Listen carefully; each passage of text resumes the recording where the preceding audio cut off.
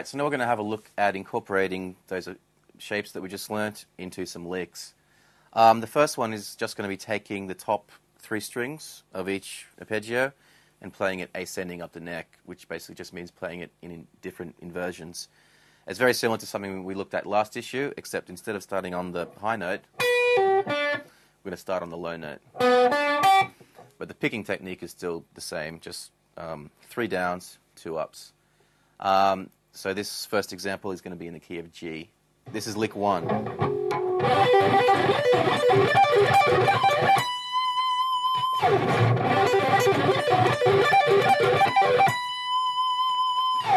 And slowly.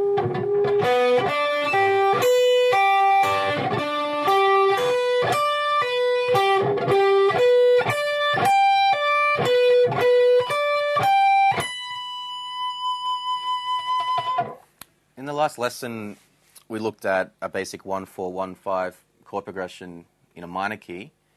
And I definitely recommend that you take these arpeggio shapes, all 3, and run them through a 1-4-1-5 progression in a major key. I'm going to look at a lick in the key of G major through that progression, which would be G, C, G, D. And this one, instead of just incorporating 3 strings, it's going to use all 3 shapes across 5 strings. This is lick 2.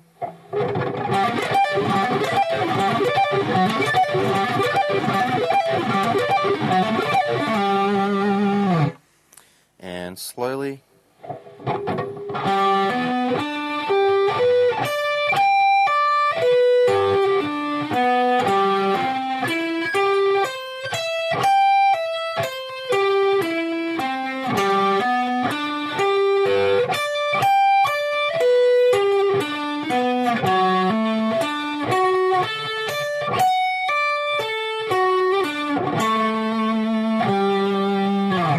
Now, as you know, most chord progressions aren't just all major or all minor. It's going to have a combination of both. So now that we've learned the major shapes, we can take those ones and put them through, some more common chord progressions incorporating majors and minors. So the next example is just going to be in the key of E minor.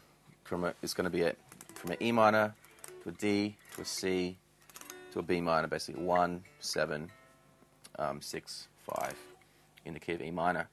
And we're just going to use shape 1, and it's going to be across all 5 strings, and it'll go something like this.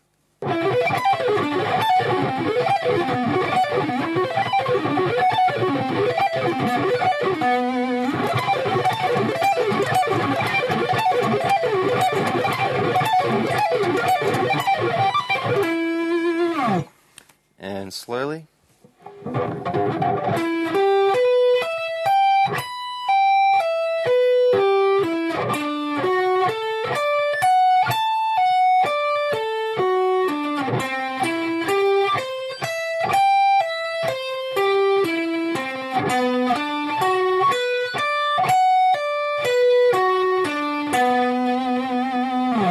This last exercise, we're going to expand upon the last lick by looking at a much more complicated chord progression incorporating major and minor chords, still in the key of E minor, but we're basically going to go at E minor, C, D major, B minor, C major, G major, A minor, D major, and finish with the E minor.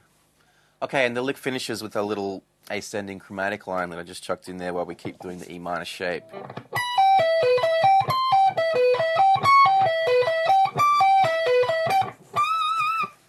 The reason why I put that in there is to show you that you should experiment with these arpeggios. Try chucking in different notes. Even if you're not sure about the theory, don't necessarily worry about whether it's in key or out of key. Just try it, and if it sounds cool, do it. Lick 4.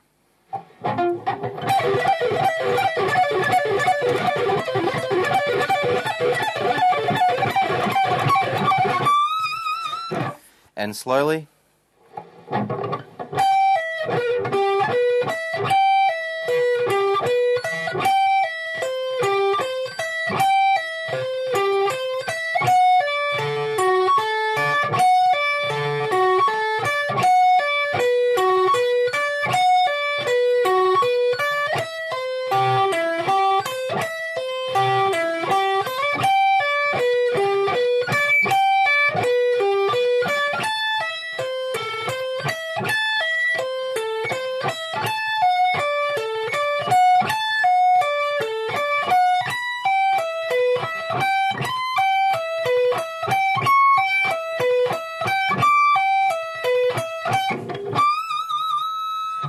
Okay, so that was a little bit of what you can do with major arpeggios and then combining the majors with the minors. Once again, I would recommend to practice these exercises slowly and with a metronome would help. Just being really conscious of your technique, not trying to rush it. Don't try and do it too fast so you can get it nice and even as you do it slow. Then you can speed it up. Just be aware that when you are doing arpeggio ideas like this, sure, they can sound cool, but if you do them too much and it's just one after the other, it can get a bit monotonous and can get a bit boring and not really sound that musical. It's how you incorporate those arpeggios with all the other stuff, like your bending, your vibrato, scale passages. That's really what's going to make your solos sound cool. So I hope that was helpful, and I'll check you next time.